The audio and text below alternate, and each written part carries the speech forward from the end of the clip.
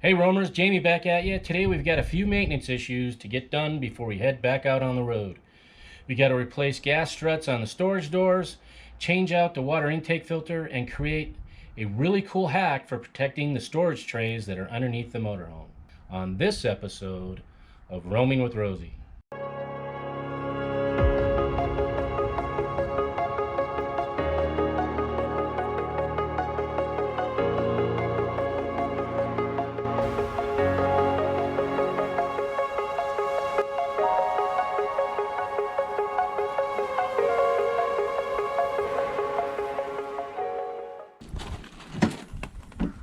Hey roamers, Jamie back at you. Got a project going today. What I've done is I've emptied out all of the stuff I have in storage in my big bay here. And I have these pull-out slides. And one thing that I noticed when I was cleaning them out, I'll show you here, is right here you can see that they're cracking a little bit. And there's other areas where it's kind of happening a little bit too. Alfa is no longer in business, so I don't think I'd be able to order these trays anymore. So what I've decided to do is I'm going to line them with some foam rubber pad. It's the same type of pad that I use for when I work out inside the motorhome. They're not very expensive. I picked up 2 of them because I have 2 big trays. So what I'm going to do is I'm just going to cut it to fit this entire area down here. The reason I'm doing it is because 1, I want to protect this so they don't crack anymore. 2, I think they're going to work out really well for when I have stuff in here that's storing. Being that it's foam, it's going to kind of insulate it. So 1, you don't have a lot of rattling. 2, it'll kind of help stuff from moving around. So that's kind of my reasoning for doing it. Here's the pad that I ordered off of Amazon. They're only $18.99. I'll put a link down in the description of the video down below. So if you want to pick these up, you can get them.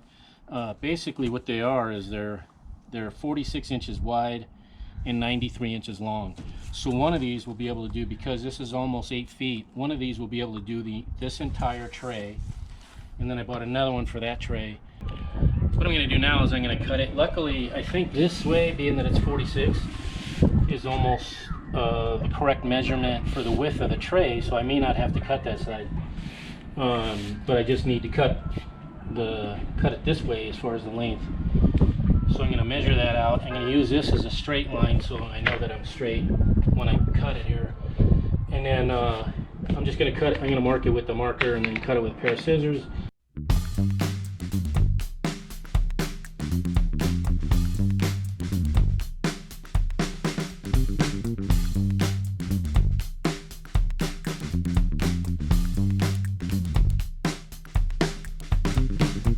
Alright, so as you can see, I got this cut out to fit in here. Now all I need to do is, you see where this pops out a little bit, and then we got this over here. So what I need to do is I need to put a mark here and a couple of marks here, and then measure how deep I need to cut it, and then cut that out so it'll fit in there nice and flat.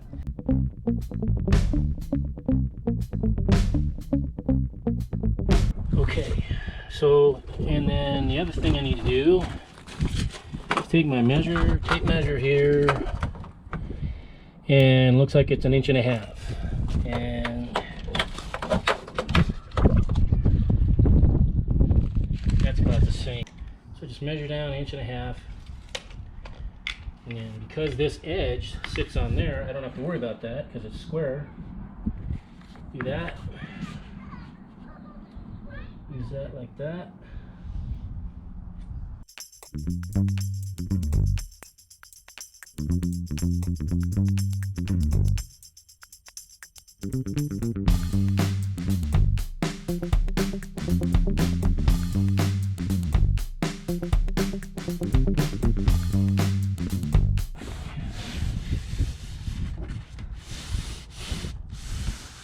Okay, looks good.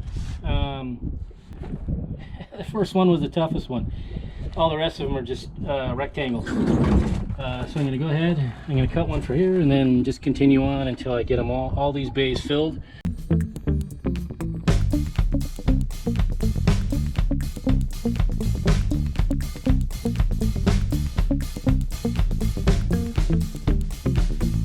Okay, now that I got all those cut, now what I'm going to do is I'm going to take my double back tape. You can get this on Amazon. It's the Scotch Extreme mounting tape. You can get them in different size rolls. This is like, I think, 20 bucks. So I got this off Amazon. So now what I'm going to do is I'm just going to cut pieces and I'm going to put them on the back, stick it down. I'm just going to go through and do it in each section, and then we should be all good.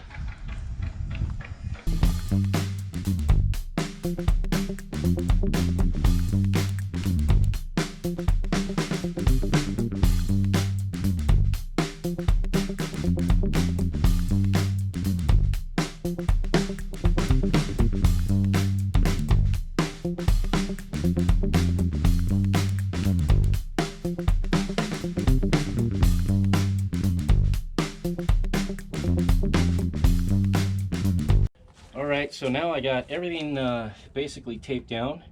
So as you can see, it's all in there now. Now that I have it all cleaned out, these cut and put in place and taped down, now I can put all my junk back in there that we keep in there for when we're traveling around and anything we may need. You know, one thing I'm really tired of is trying to hold these compartment doors open with my head when I'm trying to get what I need out of the storage bays. I purchased some new gas struts to keep these storage bay doors open. It's a super easy fix. I'm going to show you in this video how to do it, and we're going to put a link down in the description of this video so you can go and get those if you need them yourselves. Over time, these struts here on your doors, they wear out. So every time I go in to try to get my stuff for my sewage or whatever, that's what I have to contend with. It closes on me. So what I've been doing is I've just been taking a pair of vice grips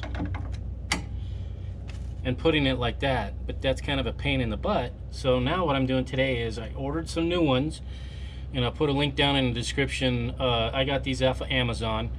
Now what's going to determine which shock you get is basically the weight that it handles and also the length.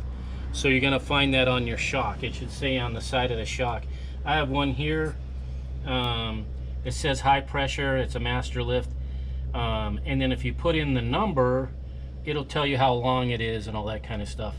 If you can't find that particular one, what you can do is, like, I couldn't find the master lift one, but I had a pretty good idea what I needed. So what I did is I measured from this part to that part, and that determines, that's your overall length. When you close it, this slides up into there, and that's how you close it. So you want to measure it when it's open like that, and that'll tell you what length you need.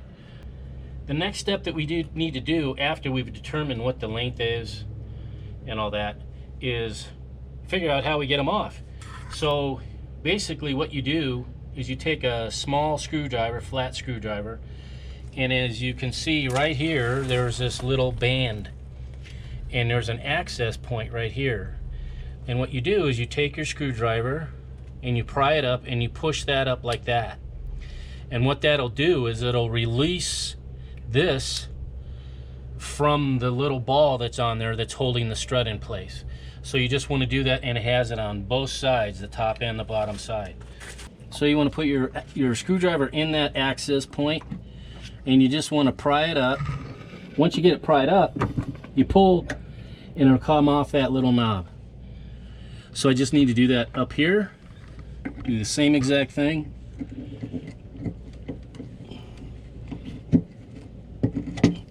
And there, it's off the knob. When you do the new one, you don't have to pry it open or anything. It just snaps on.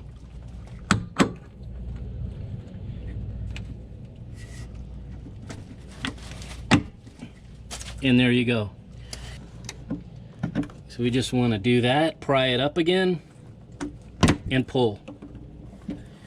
Do the same thing up here at the top.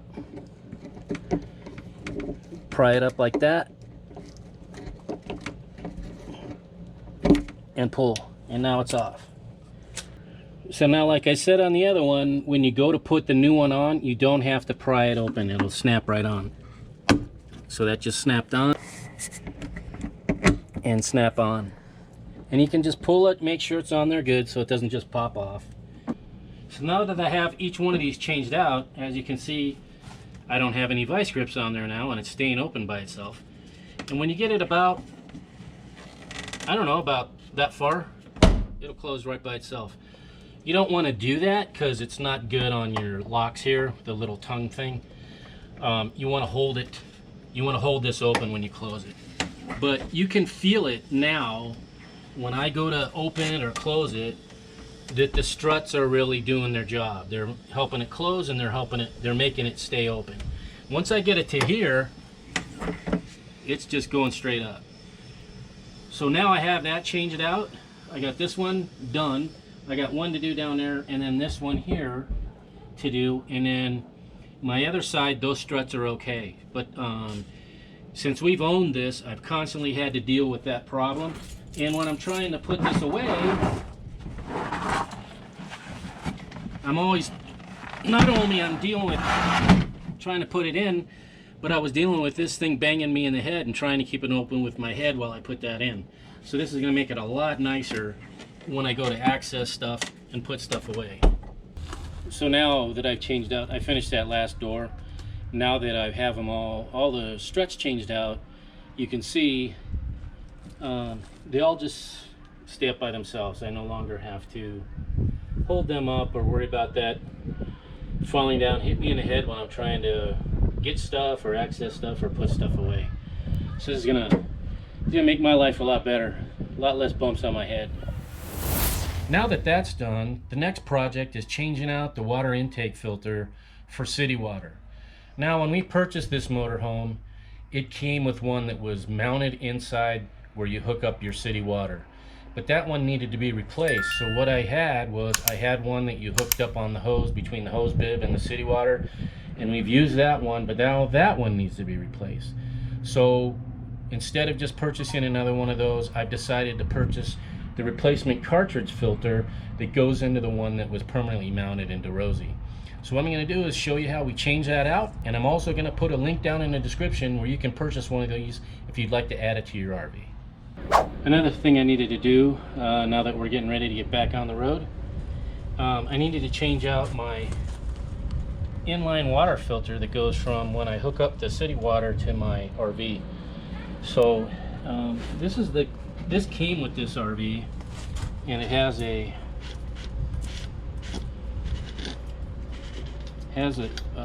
changeable cartridge. When I went online to Amazon, I looked at how much the cartridge was. The cartridge was the same price as getting a whole new canister and everything. So what I ended up doing was I bought the whole new assembly.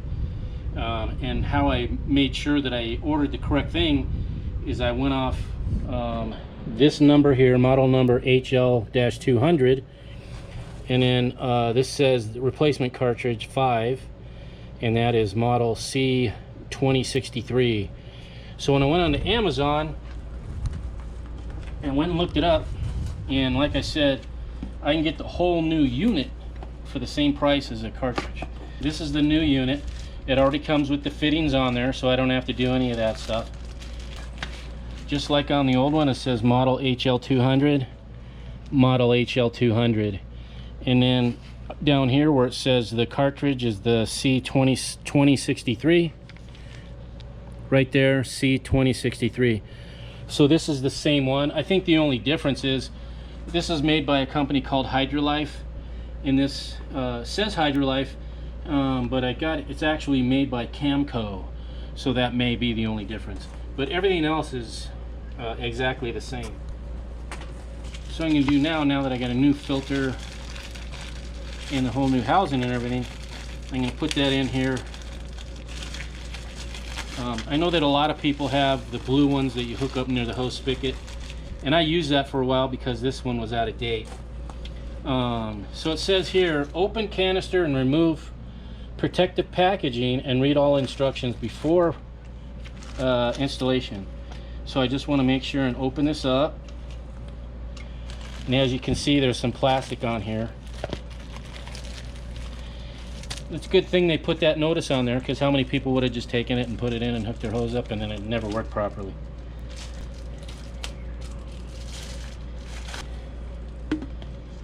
just want to slide that back in there. After you take the plastic off of your cartridge, there's a little O-ring that goes in here so that when you screw this back on, this seals against that O-ring, and that way you don't have any leaks. And then you just want to tighten that back down. You can go ahead and take that off now.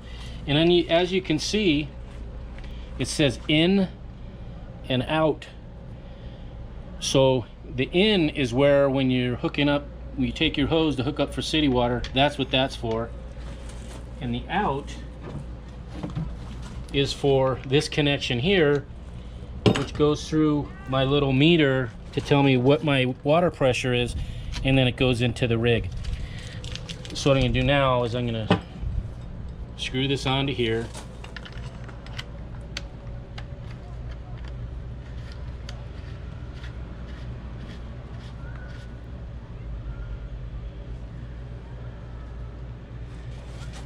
And then this goes down inside here like so. And that just sits there like that. So when I run my city water through this hole right here, I'm going to connect it to here. And then once I have that connected, the water, when I turn the water on, it's going to run through the filter. It's going to run and then come out this back side here, come back up this hose, and go into where my pressure gauge is. And that's going to keep the pressure where I want it. And then also it's going to go directly into the rig. That's instead of having one of these inline water filters where you hook them up over near where the hose bib is. So I won't have to use anything like this at all anymore because I have this. Hey roamers, thanks for watching. I hope this video was helpful. If you know anybody that can benefit from these videos, I'd really appreciate it if you would share it with them. If you're not yet a subscriber, make sure and hit the subscribe button and ring that bell so you'll be notified next time we upload a new video. And make sure to leave a comment, that way you can be part of the conversation. Until next time, we'll see you.